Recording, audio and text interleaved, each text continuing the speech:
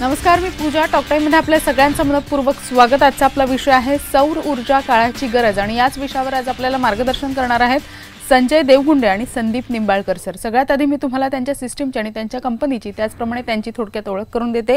वाढती लोकसंख्या आणि विकासासाठी चाललेली स्पर्धा, यामध्ये इंधनाचा अमर्याद वापर आणि कार्बन उत्सर्जन यामुळे पर्यावरणाची हानी जी आहे ती मोठ्या प्रमाणावर होते. भविष्यात उभ्या ठाकलेल्या भयंकर परिस्थितीला समोर जाताना संपुष्टात येणारी पारंपरिक जी ऊर्जा आहे आणि त्याची महागाई यामुळे अपारंपरिक जे ऊर्जा स्रोत आहे याच्यावर अपरिहार्य साधन जे आहे ते बनलेलं आहे. त्याचप्रमाणे सौर ऊर्जा ही काळाची गरज सुद्धा समजली जाते. शून्य प्रदूषण, सहज उपलब्धता आणि वापरातून होणारा फायदा अशा अनेक गोष्टींमुळे सौर ऊर्जा हा सध्याचा एक उत्तम पर्याय सुद्धा बनलेला आहे. त्याचमुळे आपण सौर ऊर्जा काळाची गरज नेमकी याच गोष्टीचा विचार करून UTS इको या कंपनीची स्थापना जी आहे ती या दोघांनी केलेली आहे. त्याचप्रमाणे 1 सप्टेंबर 2014ला अल्पावधीतच या कंपनीचा जो व्यवसाय आहे तो महाराष्ट्रासोबतच इतर देशांमध्ये सुद्धा जो आहे तो प्रसिद्ध झालेला आहे. त्याचप्रमाणे असंख्य समाधानी ग्राहक असतील, स्वच्छ सुंदर हरित भारत असेल, हे जे ब्रीदवाक्य आहे ते घेऊन या कंपनीने आतापर्यंत 15 लाख लिटर्सपेक्षा जास्त कॅपॅसिटीच्या सिस्टम्स बसवल्या सुद्धा आहेत आणि 1 लाखापेक्षा अधिक समाधानी ग्राहक जे आहेत ते आतापर्यंत त्यांना लाभलेले सुद्धा आहेत. तसंच शेकडो युवकांना व्यवसायाची संधी सुद्धा या मार्गाने त्यांना उपलब्ध करून दिलेली आहे. दोघेही आपल्या स्टुडिओत आलेले आहेत, त्यांचं स्वागत करूया आणि लगेचच आजचा नेमका विषय काय आहे, सौर ऊर्जा आजच्या काळाची गरज कशा पद्धतीने बनलेली आहे आणि नेमकं या कंपनीने त्यावर काय काय उपाय शोधून काढलेले आहेत या सगळ्याची माहिती या दोघांकडून जाणून घेऊया. दोघांचेही आमच्या स्टुडिओमध्ये सगळ्यात आधी मनपूर्वक स्वागत. नमस्कार. नमस्कार. खरं तर खूप महत्त्वाचा विषय आहे की सौर ऊर्जा काळाची गरज कशा पद्धतीने बनलेली आहे. तर सगळ्यात पहिला प्रश्न मी संजय सरांना विचारते. माझं असं म्हणणं आहे, जसं आपण म्हटलं आता सुरुवातीलाच इंट्रोडक्शनमध्ये की शून्य प्रदूषण आणि सध्या आपल्याला त्याची खूप आवश्यकता आहे असं सगळ्यांनाच वाटतंय आणि सौर ऊर्जा ही काळाची गरज आहे असं सुद्धा आपण म्हटलेलं आहे. कशा पद्धतीनं काय सांगता येईल तुम्हाला? अर्थात मॅडम, याच्यामध्ये 2 गोष्टी महत्त्वाच्या आहेत की नक्की जो लोकसंख्या आज जागतिक लोकसंख्येमध्ये खूप सारी वाढ होते आहे, त्याचबरोबर कारखानदारी वाढते आहे, त्याच्यासाठी भयंकर मोठ्या प्रमाणामध्ये वृक्षतोड केली जाते. आता या सगळ्याचा परिणाम काय होतोय तर कारखानदारीमुळे वगैरे जे कार्बन डायऑक्साईडचं प्रमाण आहे किंवा विषारी वायूंचं प्रमाण आहे ते वाढत चाललं आहे आणि मग याचा परिणाम थेट जो ओझोनचा थर आहे, जो ओझोनचा थर आपल्या पृथ्वीचं सूर्यापासूनच्या अतिनील किरणांपासून रक्षण करतो, त्या थरामध्ये विपरीत परिणाम होत आहेत. ते परिणाम झाल्यामुळं जागतिकच एकूण पृथ्वीच्या आणि जगाच्या तापमानामध्ये भयंकर वाढ होत चालली आहे. आज त्याचे परिणाम आपण अनुभवतोय. कधी दुष्काळ पडतोय तर कधी भयंकर असा महापूर येतोय. आणि हा सगळा जर परिणाम आपल्याला थांबवायचा असेल तर आपण आता पारंपरिक ऊर्जा स्रोतांपासून अपारंपरिक ऊर्जा स्रोतांकडे वळणं गरजेचं आहे. पारंपरिक ऊर्जा स्रोत असेही मर्यादितच आहेत, त्याच्यामुळे त्याच्याबद्दलचे दर, समजा आपण विचार केला विजेचा तर विजेचे दर वाढत चाललेत, बरोबर आहे. पण सौर ऊर्जा ही अमर्यादित आहे. त्याच्यामुळे आज आपण मर्यादित ऊर्जा स्रोतांकडून अमर्यादित असणाऱ्या या सौर ऊर्जेकडे वळणं गरजेचं बनलेलं आहे. आणि बरं, या सौर ऊर्जा ही अगदी प्रदूषण शून्य आहे, त्याच्यापासून कोणत्या प्रकारचं प्रदूषण होत नाही आहे आणि मोठ्या प्रमाणामध्ये अगदी आपल्याला सहज उपलब्ध होऊ शकणारी अशी सौर ऊर्जा आहे. म्हणून कदाचित सौर ऊर्जा ही काळाची गरज बनलेली आहे. नक्कीच. मला वाटतं संदीप सर, संजय सरांनी ज्याप्रमाणे आपल्याला समजावून सांगितलं की सौर ऊर्जा ही काळाची गरज नेमकी कशा पद्धतीनं बनलेली आहे आणि सगळ्यात महत्त्वाचं, जर सौर ऊर्जेचा वापर केला तर आपलं जे भारत आहे किंवा इतर सुद्धा राज्य जे आहेत ती जी आहेत ती प्रदूषण मुक्त होऊ शकतात. तर तुम्हाला असं मला विचारायचं आहे की जसं सर म्हणाले की पर्यावरणाचा ऱ्हास मोठ्या प्रमाणावर होतोय, जर आपण सोलर वॉटर हीटरच्या माध्यमातून विचार केला तर पर्यावरणाचा ऱ्हास कशा पद्धतीनं आपण कमी करू शकतो, काय सांगता येईल? जसं सांगितलं की लोकसंख्या वाढ आणि विकास या नावाखाली देशाची या नावाखाली प्रदूषण हे मोठ्या प्रमाणावर होऊ राहिलेले. आता हे प्रदूषण आपण टाळू शकत नाही किंवा रोजच्या ज्या मनुष्याच्या गरजा आहेत, सकाळी उठल्यापासून संध्याकाळी झोपेपर्यंत, त्या प्रत्येक ॲक्टिव्हिटीमधून काही ना काही एनर्जीचा वापर होतो आणि त्यामधून प्रदूषण हे होत राहिले किंवा कार्बन डायऑक्साईड किंवा कार्बन मोनॉक्साईड यासारखे विषारी वायू या ठिकाणी उत्सर्जित होतात. आता पर्यावरणाचा ऱ्हास कसा झाला, मी एक छोटंसं उदाहरण देतो. आपण सकाळी एक समजा छोटीशी ॲक्टिव्हिटी करतो, समजा एका फॅमिलीमध्ये 4 ते 5 व्यक्तींचं फॅमिलीचं कुटुंब असेल किंवा ती फॅमिली असेल तर त्यांनी समजा 100 लिटर पाणी गरम करण्यासाठी जर समजा त्यांनी एनर्जीचा वापर केला किंवा विजेचा वापर केला. आता पाणी गरम करण्यासाठी साधारणपणे वीज वापरतो, त्यानंतर ऑइल वापरलं जातं, त्यानंतर ग्रामीण भागामध्ये लाकडाचा वापर केला जातो. साधारणपणे 1 युनिट वीज निर्माण करत असताना कोळसा वापरला किंवा कोळसा जर वापरला तर साधारणपणे 900 ग्रॅम कार्बन डायऑक्साईडचं उत्सर्जन होतं. त्या जागी जर आपण समजा ऑइल वापरलं गेलं तर ऑइलमुळे साधारण 875 ग्रॅम कार्बन उत्सर्जन होतं. त्याचबरोबर जर समजा आपण गॅसेस वापरले साधारण 500 ग्रॅम कार्बन उत्सर्जन होत असतं. आता या सर्वांचा एकंदरीत विचार केला किंवा ग्रामीण भागामध्ये मोठ्या प्रमाणावर वृक्षतोड केली जाते आणि त्याच्या माध्यमातून जळणासाठी लाकडाचा वापर केला जातो. 100 लिटर पाणी गरम करत असताना त्या व्यक्तीनं जर त्या ठिकाणी लाकूड वापरलं किंवा बायोमास वापरलं तर त्या माध्यमातून साधारणपणे 6 ते 6,500 ग्रॅम कार्बन उत्सर्जन होऊ शकतं. आता एवढा सगळा कार्बन उत्सर्जन जर बघितलं, सरांनी सांगितलं की ओझोन लेअर डिस्ट्रॉय होतो किंवा कमी होत चाललं आणि त्यामुळे अल्ट्राव्हायोलेट रेज पृथ्वीवर येतात, त्यामुळं तापमानात वाढ मोठ्या प्रमाणात व्हायला लागलेली एक. आता याची दुसरी बाजू बघितली, 100 लिटर पाणी गरम करण्यासाठी साधारणपणे 4.5 युनिट वीज लागते. आता 4.5 युनिट वीज जर आपण विचारात घेतली तर त्या फॅमिलीनं वर्षभरामध्ये 1500 ग्रॅम युनिट्स वापरले. जर आपण विजेचा वापर करत असू तर साधारणपणे त्या व्यक्तीकडून 15 लाख ग्रॅम म्हणजे 1.5 टन कार्बन डायऑक्साईडचं उत्सर्जन होतं. एवढ्या मोठ्या प्रमाणावर कार्बन उत्सर्जन होत आहे. तर त्याच्यामध्ये दिवसेंदिवस प्रदूषणात लोकसंख्या वाढीमुळे दिवसेंदिवस प्रदूषण हे वाढतच चाललेलं, ते थांबणार नाही.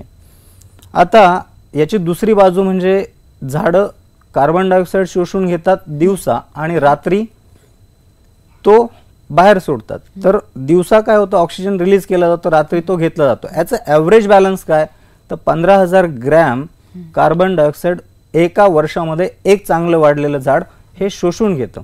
आता जर आपण पाहिलं 15 लाख, एक कुटुंब 15 लाख ग्रॅम कार्बन उत्सर्जन निर्माण करतं फक्त पाणी तापवण्याच्या गरज पूर्ण करण्यासाठी.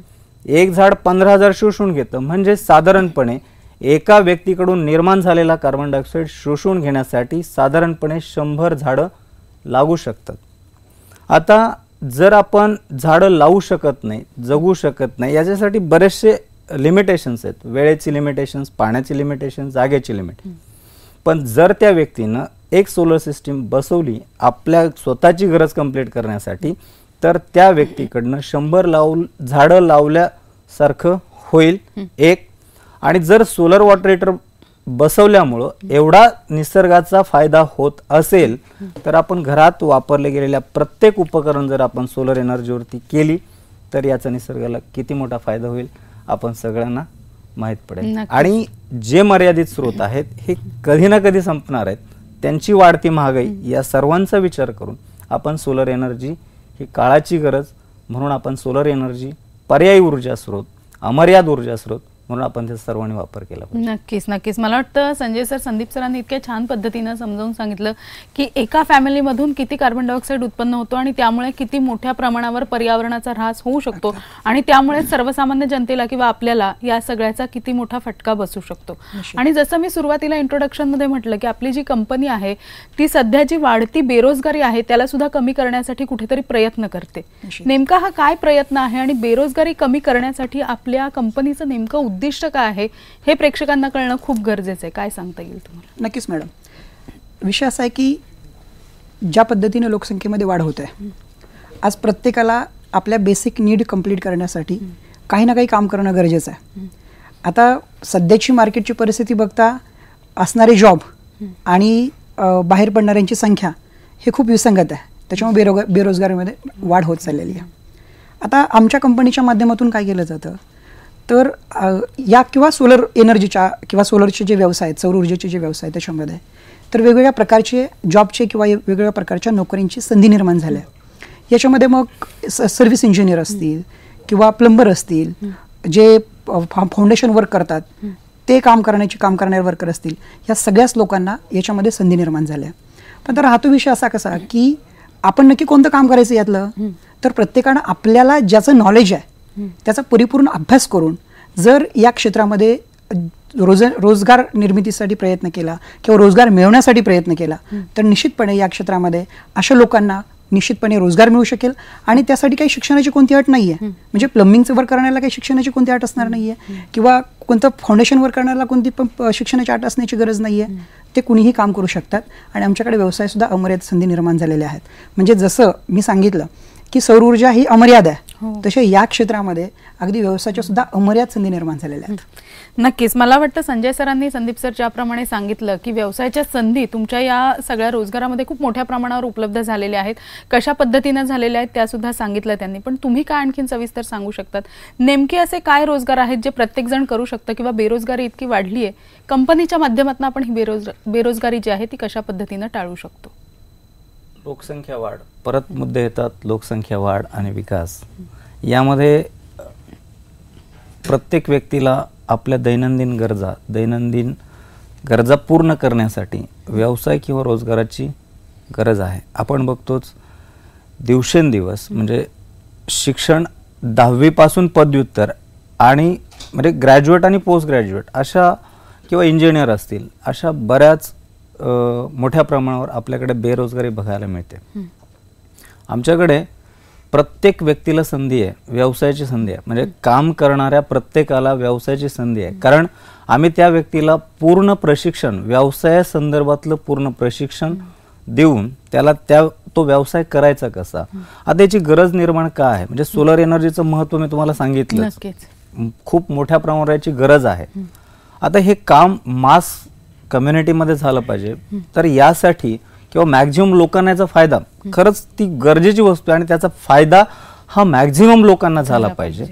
आता याच्यामध्ये आम्ही जे 4-5 वर्षापासून काम करतो, याच्यामध्ये आम्हाला ग्राहकांनी दिलेल्या पसंतीमुळं, किंवा आम्ही जे प्रोडक्ट, जी उत्पादनं आम्ही मार्केटला आणलेली, या सर्व ग्राहकांनी दिलेल्या पसंतीमुळं आम्हाला मॅक्झिमम लोकांपर्यंत पोहोचायचं आहे. नंबर 1. नंबर 2, पोहोचायचंच नाही किंवा आम्हाला फक्त ग्राहकच मिळवायचे नाही, तर आम्हाला समाधानी ग्राहक करायचे आहेत, ग्राहकांना समाधान द्यायचे, एक चांगल्या उत्कृष्ट क्वालिटीचं प्रोडक्ट आम्हाला त्यांच्यापर्यंत द्यायचं आहे. तर या सर्व गोष्टींसाठी आम्ही आजपर्यंत साधारण महाराष्ट्र आणि महाराष्ट्राच्या बाहेर काम करत असताना साधारणपणे 250 लोकांचं टीमवर्क आमच्यासोबत काम करते, जे वेल ट्रेन आहे. दुसरं असं की ठीक आहे, हे सर्व काम UTS इको एकच कंपनी नाही करू शकत, तर याच्यासाठी आम्ही भारतभर जे प्रत्येक तालुका लेवल म्हणजे एक रूट लेवलचं काम करण्याचं. नक्कीच. मला वाटतं हे UTS इको ही जी तुमची कंपनी आहे ती भारतभर, महाराष्ट्रापुरतीच मर्यादित राहिलेली नाही, तर संपूर्ण भारतभर याचे उपक्रम जे आहेत ते पसरलेले आहेत. आणि हे नेमके उपक्रम काय आहेत, किंवा बेरोजगारांना रोजगाराच्या संधी या UTS इको कंपनीने कशा पद्धतीने उपलब्ध करून दिलेल्या आहेत, या सगळ्याबद्दल आपण जाणून घेऊया. आहे सौर ऊर्जा काळाची गरज, आणि याच विषयावर आपल्याला मार्गदर्शन करतायत संजय देवगुंडे सर आणि संदीप निंबाळकर सर. लगेचच आपल्या चर्चेला सुरुवात करूया.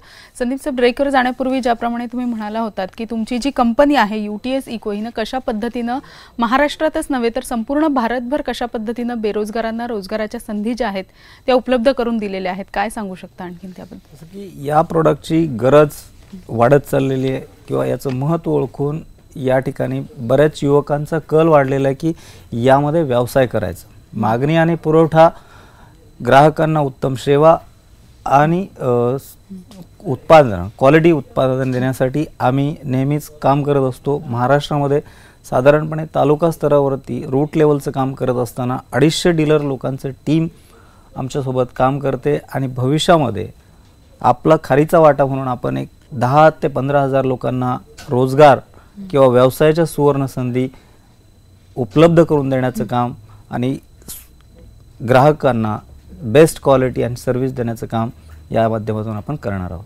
नक्कीच. मला वाटतं मी संजय सरांना विचारते की ज्याप्रमाणे म्हणाले सर की सगळ्यात महत्त्वाचा तुमचा टार्गेट आहे तो म्हणजे सगळ्यात चांगले ग्राहक स्वतःपर्यंत आणणं, आणि हे तुम्ही कुठेतरी अचीव्ह केलेलं आहे की आतापर्यंत तुमच्याकडे सगळ्यात चांगले ग्राहक जे आहेत ते पोहोचलेले आहेत. तर असं विचारायचं आहे तुम्हाला की सोलर वॉटर हीटरच्या वापरामुळे ग्राहकांना जो आहे, ज्या ग्राहकांना हे सगळं वापरायचं आहे त्यांना कसा आणि किती प्रमाणात फायदा होऊ शकतं, काय सांगता येईल? बरोबर. आता सगळ्यात महत्त्वाचं म्हणजे आपण माझ्यामध्ये तिसऱ्या क्वेश्चनमध्ये आपण पाहिलं होतं की पर्यावरणाचा ऱ्हास होतोय, आणि त्याच्यामुळं जर सोलर वॉटर हीटर आपण वापरला तर जवळजवळ 100-125 झाडं एका कुटुंबानं लावल्या इतका फायदा आपल्याला होतो. पण जनरली माणसाची मानसिकता काय राहते किंवा लोकांची मानसिकता काय राहते की कॉमन बेनिफिट्सपेक्षा माझे पर्सनल बेनिफिट्स काय होतात. बरोबर. तर याच्यामध्ये सोलर वॉटर हीटरच्या वापरामुळे काही पर्सनल बेनिफिट्स सुद्धा होतात. तर आता सध्याचं जे युग आहे ते धावपळीचं युग आहे, धकाधकीचं युग आहे, प्रत्येकाला वेळेची किंमत आहे. आणि सोलर वॉटर हीटर जर वापर आपण करत असलो तर आपल्या सगळ्यात महत्त्वाचं म्हणजे वेळेत बचत होते. कारण सकाळी सकाळी इलेक्ट्रिक हीटरचा वापर करून प्रत्येक व्यक्तीच्या पाठीमागे 10-15 मिनिटांचा वेळ वाया घालवण्यापेक्षा एका मिनिटामध्ये आपल्याला सोलर वॉटर हीटरचं पाणी अवेलेबल होतं आणि त्याच्यामुळे आपल्या वेळेत बचत होते. दुसरा महत्त्वाचा आणि तितकाच महत्त्वाचा घटक असा आहे की हे रिस्क फ्री आहे. म्हणजे आजकालचा जो सोलर वॉटर हीटरचा वापर किंवा वॉटर हीटरचा वापर करताना लोक वापरतात काय तर इलेक्ट्रिक गिझर वापरतात किंवा गॅस गिझर वापरतात. आता आपल्याच माध्यमातून आम्ही पाहतो की त्याच्यामध्ये कधी स्फोट होते किंवा कधी काही धोके तिथे निर्माण होऊ शकतात किंवा शॉक लागण्याची शक्यता असते. सोलर वॉटर हीटर असा कोणताही धोका सोलर वॉटर हीटरमध्ये होत नाही, त्याच्यामुळे हे रिस्क फ्री आहे. आता नंतरचा पार्ट येतो तो म्हणजे आपल्या हेल्थचा. आजकाल सगळेच हेल्थ कॉन्शियस बनत चाललेत, महत्त्वाचा भाग आहे. सोलर वॉटर हीटर सुद्धा आपल्या हेल्थसाठी निश्चित मदत करतो. कारण जर आपण इलेक्ट्रिक हीटरचं पाणी कंटिन्यूस वापरत असू तर आपल्याला त्वचेला हाडांना काही प्रॉब्लेम्स क्रिएट होतात. सोलर वॉटर हीटरच्या वापरामुळं किंवा त्या पाण्यामुळं असा कोणताही प्रॉब्लेम आपल्या शरीरावरती होत नाही. आम्ही तर आमच्या सोलर वॉटर हीटरमध्ये स्टेनलेस स्टीलची इनर टँक वापरत असल्यामुळं ते लिचिंग फ्री आहे. त्याच्यावर तसा कोणताही घटक वॉटर हीटिंग प्रोसेसमध्ये पाण्यामध्ये विरघळला जात नाही आहे. असे वेगवेगळे बेनिफिट्स आम्ही बेस्ट क्वालिटी देतो आहे. त्याच्यानंतर या सगळ्या गोष्टींवरती आम्ही कंट्रोल करतो. त्याच्यामुळं आमच्याकडनं आम्ही ती बेस्ट क्वालिटी देण्याचा लोकांना प्रयत्न करतो आहे. असे वेगवेगळे फायदे लोकांना होतातच आहेत. म्हणजे वेळेची बचत होते, पैशांची बचत होते, हेल्थचे इश्यूज येत नाहीत किंवा कोणतीही रिस्क नाही आहे. आणि या पाण्याच्या वापरामुळे मिळणारा जो आनंद आहे तो वेगळाच आहे.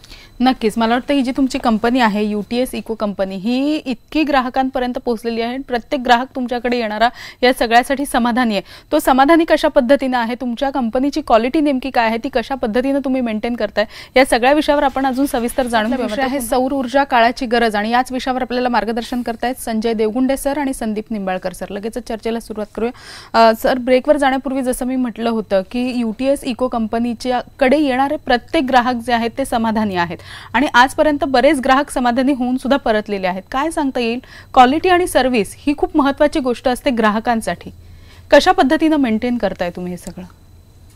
यामध्ये सर्वात महत्त्वाचा मुद्दा म्हणजे आम्ही पहिल्यांदा मी एक स्टेटमेंट केलं होतं की आमच्याकडे जो डीलर किंवा डिस्ट्रीब्युटर जी टीम काम करते ती वेल ट्रेंड टीम असल्यामुळं या उत्पादनाची सर्व माहिती, इत्थंभूत माहिती, या संदर्भातले सर्व्हिस, क्वालिटी प्रॉडक्ट आणि या घ्यावयाची काळजी, या सर्व बाबतीतलं नॉलेज या डीलर्स किंवा डिस्ट्रीब्युटर नेटवर्कला असल्यामुळं यांच्याकडून आमच्या ग्राहकांना सर्व्हिस किंवा उत्पादनांची डिलिव्हरी या संदर्भातल्या कुठल्याही अडचणी येत नाहीत.